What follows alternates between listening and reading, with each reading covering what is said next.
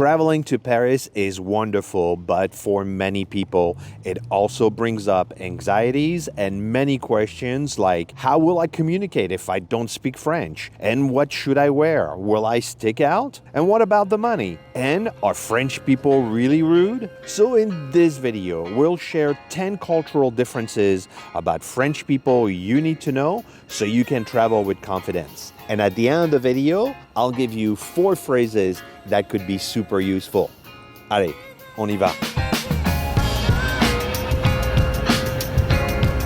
The first cultural difference is about the wardrobe. Yes, Paris is the fashion capital of the world, but let me be super clear. Nobody in Paris cares what you wear. Full stop. Culturally, French people are practical and understated in the way they dress. They wear casual clothes. The haute couture you see in Emily in Paris is not what Parisians people wear at all. They wear muted tones and not bright colors. And they wear sneakers and comfortable shoes because they walk a lot and there are a lot of stairs and cobblestone streets. They wear jeans, sweaters, coats, and a scarf in the winter, and simple dresses and linen shirts in the summer. Now, of course, there are exceptions to that if you go to a Sunday brunch at the Ritz Hotel in Place Vendôme.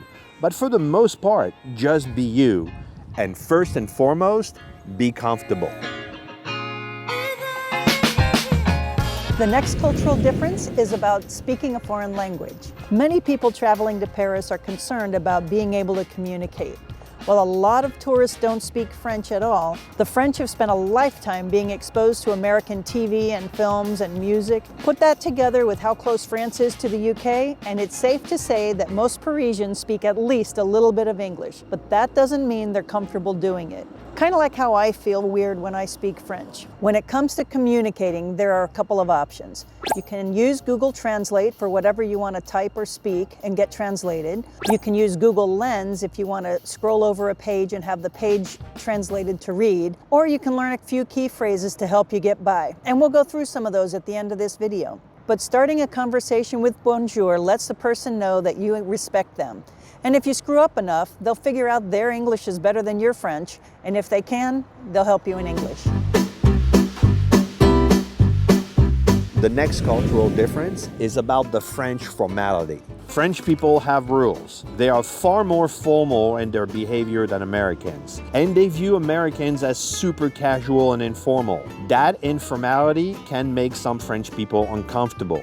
When we first arrived, Colleen asked a woman in a bakery, "Hi, what's your name?" And the woman was stunned. She wanted to know, why does a stranger wants to know my name? The proper protocol would be to greet each other with a proper bonjour, and we are a lot more distant at first. We don't stay like that, but we'll have a more cautious and reserved first or second exchange. Once we know each other, that's a total different story, but the first contact will be a lot more formal than you're accustomed to. So keep that in mind when entering a shop or a restaurant. Start with bonjour, dial your casualness just a bit, and you'll fit right in. That leads us to the next cultural difference, which is about being quiet. Americans are known for living with a higher level of self-expression and social interaction, and the French are much more discreet. Yes, they love to laugh and have fun, but when they're out in public, they are much more closed-lipped. They speak in low voices and are much more subdued in their physical expression. We often hear French people say they can spot Americans because they're the ones laughing and speaking loud in restaurants, on the street, or in trains and metros. And if you look around, you'll see that the French are often reading books, they don't talk at all, or they're having a quiet conversation. So if you want to blend, as they say in the movie Coneheads, maintain low tones.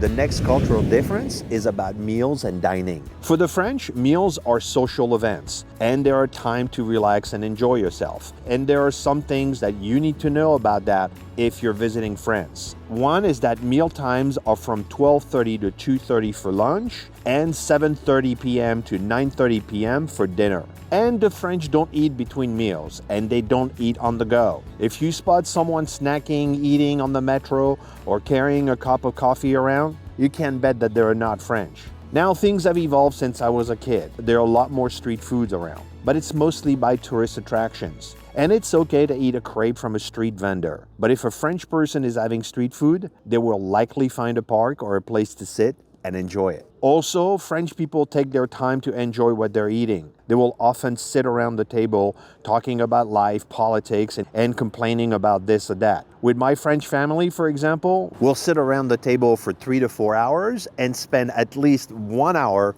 just for the goodbyes. So when you're in Paris, take your time, enjoy the flavors, and breathe a little bit.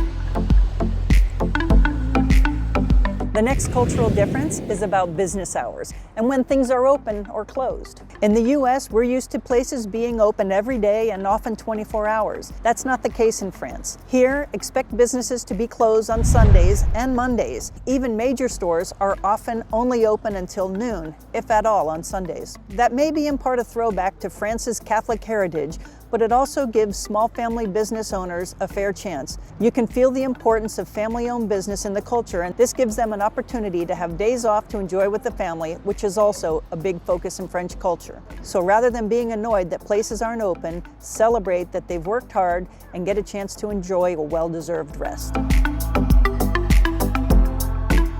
Another cultural difference is access to bathrooms. In the US, it's easy to find a public bathroom, but Paris doesn't have a lot of toilets available. Don't expect to find them in shops or supermarkets. This may be surprising to you, but they aren't there, and you may be in for a surprise if you need one. This is an old city with an old infrastructure. French people know better than to expect them out in public. What you'll find in some places are these tall, pill-shaped public toilets around town, but they are often broken and just nasty. A Parisian who needs to go is likely to walk into a cafe and order an espresso and use the nice clean facilities as a customer. So as a rule, if you're near a good clean bathroom, use it while you can. It may be a while before you find another one. The next cultural difference is about people going on strike. Now, you've probably heard about the strikes in Paris, and it does seem to be happening more often, but there are some differences between strikes in Paris and strikes in other places. For one thing, they're scheduled in advance and advertised so people can make other arrangements. They do have a right to strike, but they can't just walk out. That's the law. These are peaceful events where organized groups are having their unified voices heard, and they most often affect transportation. That means metros, buses, RERs, and trains, including ones from other cities and international destinations. The day the strikes are posted to be in effect can be a nightmare for using public transportation. Getting to and from the airport or around the city is tough. So if you're traveling to Paris, do a Google search for Paris strike over your dates so you'll know what to do. And if it happens while you're here, plan on doing some extra walking and build in time for that if you have time tickets. The transportation will probably be running, but only at about 25% capacity.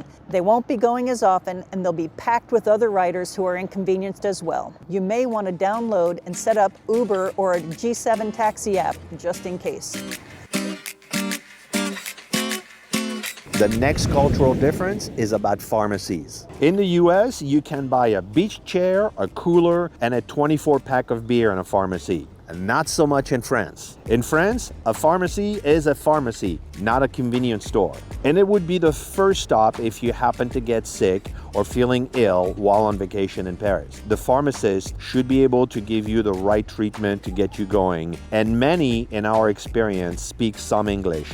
Maybe not fluently, but at least good enough to understand what's going on. And in the event that your pharmacist does not speak any English, use Google Translate. Our last cultural difference is about how money works. People often get nervous about the money they need for their trip, and we get questions like, what's the currency, where or how do I exchange money, how much do I need to bring, or how does it work to use credit cards? The currency in France and in most European countries is the euro, and you can exchange money at the airport or money change outlets all throughout the city, or you can just get cash from an ATM at a bank in Paris. The truth is, you really don't need a lot of cash in Paris. Culturally, France is set up for contactless payment, and you can easily use credit cards, Apple Pay, Google Pay, or any other digital wallet. But you may want to check with your bank regarding international transaction fees and their exchange rate policies. Things you might need cash for are tips in restaurants because service is included but the gratuity is not. And we've learned to leave about 10%. Taxi fares because not all taxis take credit cards. And if you're making purchases in a marché, a small shop, or getting a portrait or caricature done, you're going to need cash for that. And don't forget that you may need a coin to use the bathroom. Now here are the few sentences you should know. Of course, always start with bonjour, which is hello, because that's a mark of respect in France. Now the first sentence you need to know is parlez-vous anglais, which means do you speak English? And if they respond to you in French and you don't understand anything, you should say désolé, je ne parle pas français, which means sorry, I don't speak any French. Another important phrase to know is où sont les toilettes, which means where are the bathrooms? And this one can be really useful when you're in a restaurant. And finally, combien ça coûte, which means how much does it cost? And with those 4 phrases, you'll be in good shape. Next, I would recommend that you watch this video, and until next time, au revoir.